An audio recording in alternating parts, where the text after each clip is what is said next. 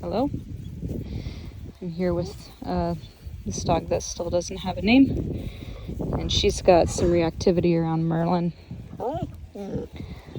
Right now she's just making noises, but earlier, like, I don't know, a minute ago she was barking. Pretty much any time she would see him, she would bark. So let me see if she'll... There's some growling.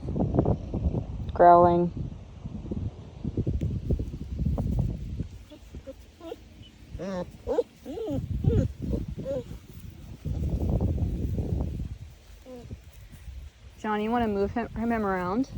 You want to move him around? So when he's in motion, it's a little bit more triggering for her. There, she's growling. So what I want to talk about here is when we're doing the circle, and I'm outside working, and that's why I'm not wearing shoes. And she needed my support because John walked up, and so I got to work with her. I thought I'd film it. So what I want to mention is that when she's in this zone here,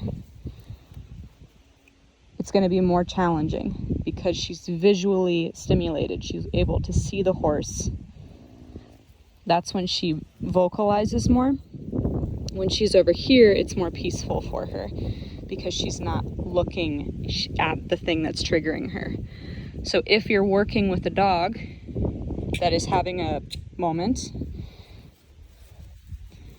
if you're going to stop and praise them or give them a second, we recommend doing it here where they can't see the trigger. So their butt is to the trigger. There. And then she can be more peaceful in herself and I can connect with her more. She's softer in herself.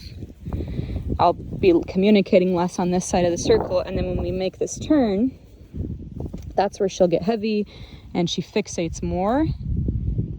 That's nice. So choosing me over the horse. This is not the first time we've worked on this either. Because the horses they live like right there. So if we go out and let them pee, she'll see them. Anyways, it's a note about if you're working with a dog, where is their attention? What are they being stimulated by? And trying to praise and stop away from the trigger to make it easier on them to connect. And then now that she's softer, I can stop with her facing the trigger and she can handle it. It's not too much. Whereas 2 or 3 minutes ago, she would have been barking and growling. Her hackles would have been up. So stopping, giving them more peace, giving them a moment here with their butt to the trigger. Her butt is to the trigger. And then being more active, because this is more commonly where the support is going to be needed, is on the side where they can see the trigger. There, she's a little heavy. Even that will work because she's not facing him. So it's a note that we use a lot in the Jentle method and just when we're guiding dogs, is to help relieve some of that pressure by having them face away from the thing. That might also be challenging for them, but it might not be. If it is, there's some growling. It might be create more space, or you're maybe just stopping and not praising them as much, or that moment is a lot smaller, or you're not looking for as much. And then slowly we work our way once they're de-escalated more. So her hackles are down, her tail is relaxed. Once they're de-escalated more, working in time where they're visually seeing the trigger more and getting acclimated to it, being able to see it. And I might let her see it for a second, and then immediately I'm moving because that second is long enough. And then stopping here where there's more peace.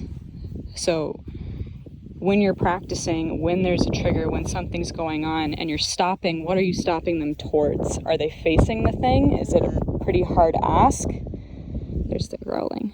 Or is it maybe towards a building or towards something that is less triggering to them? Bump, bump, bump, bump, bump.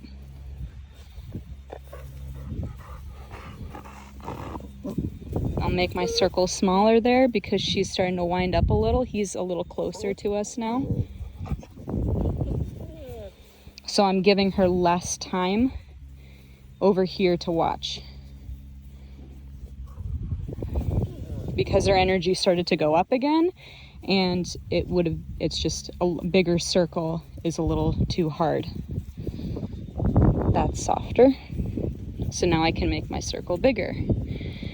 So it's this like ebb and flow of what's too much, what am I stopping and facing? Am I facing the thing? Am I facing away from the thing? Is it too hard? Am I able to stop? Because if we're not able to stop, maybe we need to create some more space, take the noseband off, go into a simpler exercise in the Jentle method, etc. But I'm in step 1 with her because she doesn't really understand anything else. So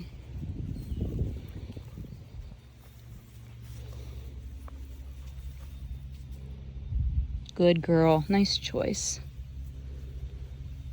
So she could be checking out Merlin, and she chose me, and now she's pretty soft with him.